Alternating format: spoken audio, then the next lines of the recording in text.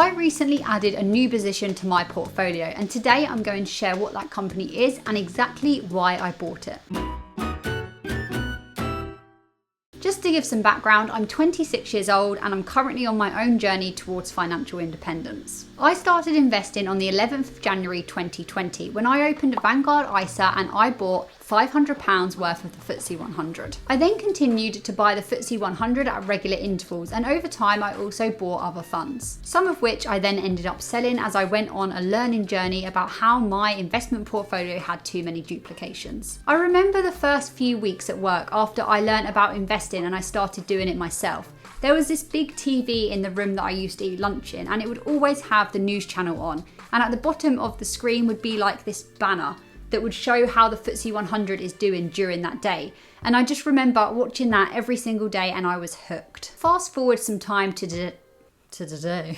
Fast forward some time to today and I still have my Vanguard portfolio, which has definitely changed a lot as I learn about what I hold. But I no longer add to this investment portfolio, and that's because you can only pay into one ISA in a given tax year, and I now have a new portfolio that I pay into instead. My current portfolio has a selection of good quality UK dividend paying stocks, and I also have VUSA, which is an S&P 500 tracker. This also pays a dividend. The point of this portfolio, and the point of most people's portfolio, is to one day eventually allow me to become financially free and to be able to sustain my lifestyle on it. I'm clearly a long way off this goal, but hey, I'm just going to keep going. Currently, the stocks that I have in this portfolio are as follows. TRIG, Renewables Infrastructure Group, who are an investment company featured on the FTSE 250, which have onshore and offshore wind farms and solar parks in the UK and in Europe which generate electricity. So, renewable, sustainable power. They also have some hydroelectric energy assets too. They're a quarterly dividend payout with an annual dividend yield of 4.91%.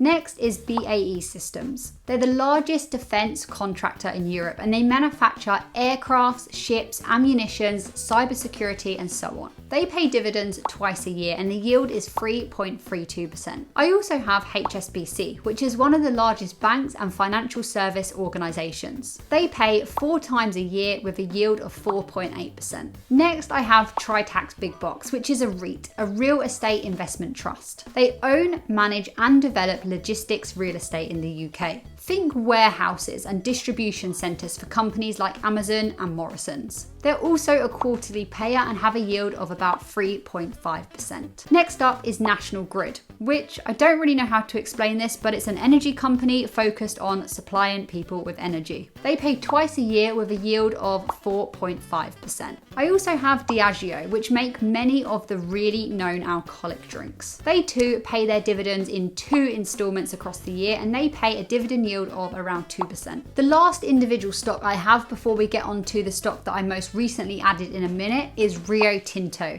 who are a mining and metals company that produce commodities such as iron ore, aluminium and copper. They pay out twice a year as well, and they have the highest dividend yield so far of around 10%. The newest addition to my portfolio is none other than the Titan consumer goods company Unilever. They produce so many products. Cool.